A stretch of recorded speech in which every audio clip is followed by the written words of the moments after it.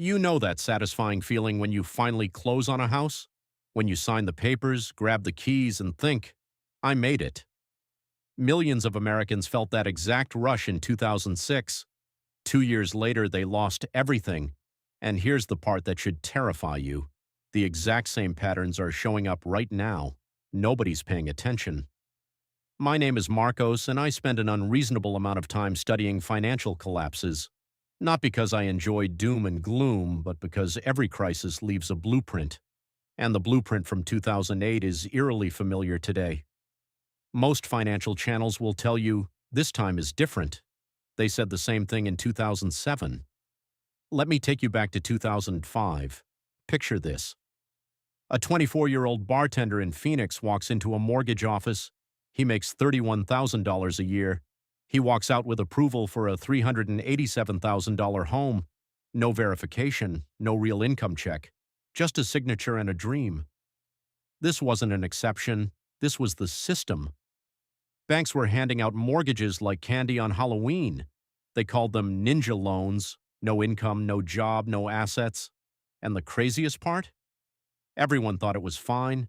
Home prices had been climbing for years. The logic was simple. Prices only go up, so there's no risk. Financial advisors recommended buying. News anchors celebrated the housing boom. Your neighbor was flipping houses and bragging about it at dinner parties. Nobody questioned the foundation. Nobody asked, what happens when the music stops? And then it stopped. Between 2007 and 2009, home prices collapsed by 33% nationally.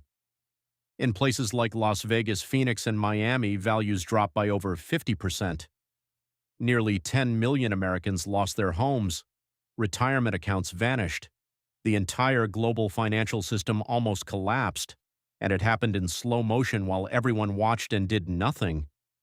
But here's the part that most people completely miss, and it might be the most important point in this entire video. The crisis didn't start when markets crashed. It started years before, with decisions that looked perfectly reasonable at the time. Now let's talk about the math that nobody wanted to see. In 2004, the median home price in America was about $195,000. By 2006, it had jumped to $247,000. That's a 26.7% increase in just 24 months. Meanwhile, median household income grew by only 3.2% over the same period. Do the math. Homes were inflating almost 9 times faster than the money people earned. That gap, that specific divergence between income growth and asset prices, is the single most reliable warning signal of a bubble, and it has a name. Economists call it the price-to-income ratio. In a healthy market, it sits between 3 and 4, meaning a home costs roughly 3 to 4 times a household's annual income. By 2006, that ratio had climbed to 5.1 nationally. In California, it hit 8.3.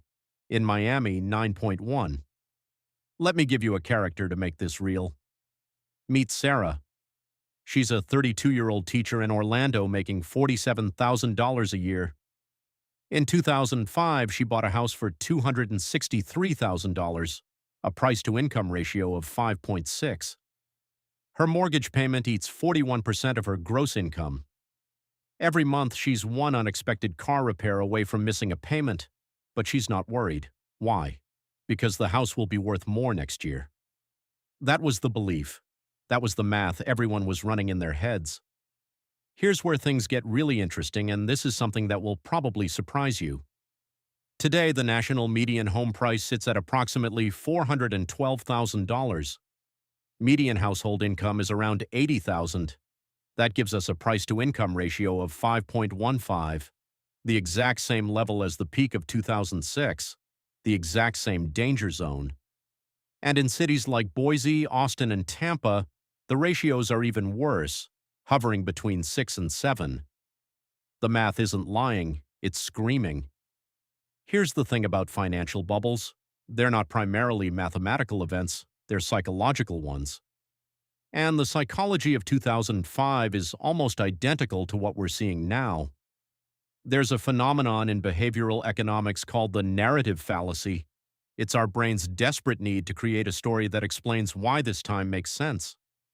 In 2005, the story was, real estate always goes up. It's the safest investment. You can't lose. Today, the story is, there's a housing shortage. Supply is low. Prices have to stay high. And look, there is some truth to the supply argument. But here's what the narrative conveniently ignores. Demand can collapse overnight. Supply constraints don't matter when buyers disappear. Before the 2008 crash, people felt invincible. They were taking out home equity lines of credit to buy second properties. They were refinancing every 18 months to pull out cash. The average American homeowner treated their house like an ATM. After the crash, those same people couldn't make rent. Confidence didn't erode gradually, it shattered in a matter of weeks. And here's the psychological trap that's identical today.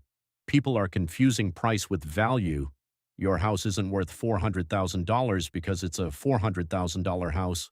It's priced at $400,000 because someone is willing to pay that, today.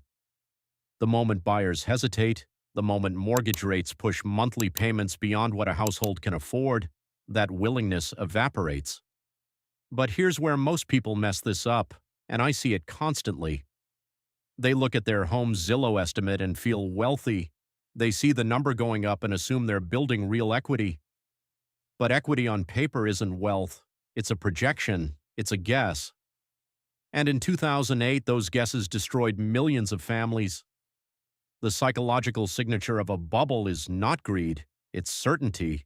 It's the absolute conviction that the current trajectory will continue. And right now, that certainty is everywhere. People are stretching to buy. They're waiving inspections. They're bidding above the asking price. They're doing exactly what Sarah did in 2005. Now, here's the insight that most people get completely wrong.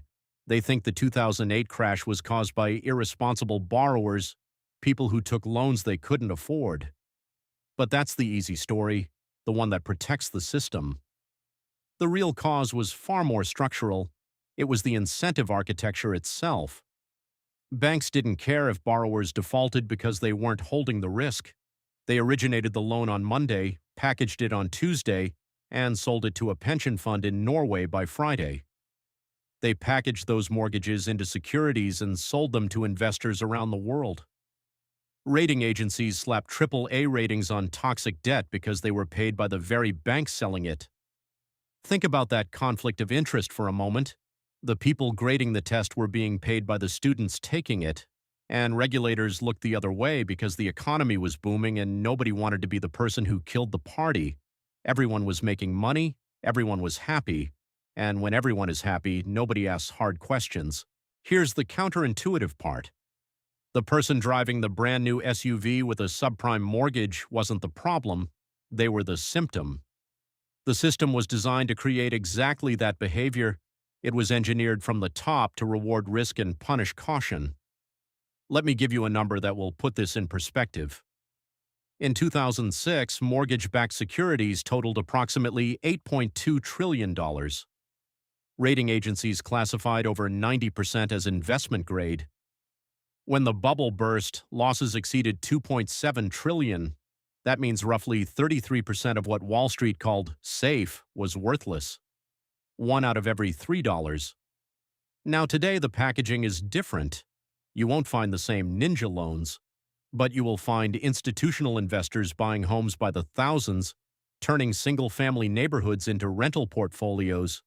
You'll find adjustable-rate mortgages creeping back into the market, and you'll find a generation of buyers who've never lived through a real housing downturn, who genuinely believe that real estate can only go up.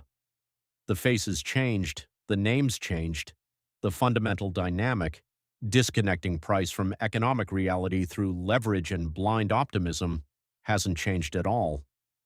This is the part nobody in finance will tell you. Let me show you the data that keeps me up at night.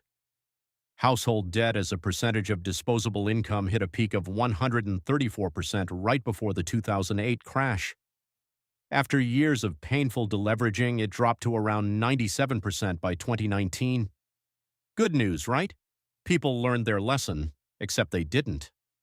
Since 2020, household debt has surged past 100% again and is currently sitting at approximately 101%. Credit card debt in America just crossed $1.14 trillion, the highest in history. Auto loan delinquencies are at their highest level since 2010. Student loan payments have resumed, and mortgage payments are eating a larger share of household income than at any point since, you guessed it, 2007. But it's not just debt levels. Look at the velocity of price appreciation. Between 2020 and 2022, home prices nationally rose 41%. For comparison, the run-up from 2003 to 2006 was 31%. The current price acceleration actually exceeded the pre-crisis bubble. Let that sink in for a moment. And here's where the math starts getting really exciting, or terrifying, depending on your perspective. The average 30-year mortgage rate in 2021 was around 3%. Today it sits near 7%. For the exact same $350,000 house, your monthly payment went from $1,476 to $2,329. That's an $853 monthly increase, a 57.8% jump in the cost of owning. Wages didn't grow 57%. Savings didn't grow 57%. Only the burden grew. And when the burden outpaces the ability to pay, you don't need a crystal ball to see what happens next. Here's what separates the people who survived 2008 from those who didn't. It wasn't luck and it wasn't timing. It was identity. Think about that for a second. Two neighbors on the same street with similar incomes, similar ages, similar lives. One lost everything, the other barely felt the crash.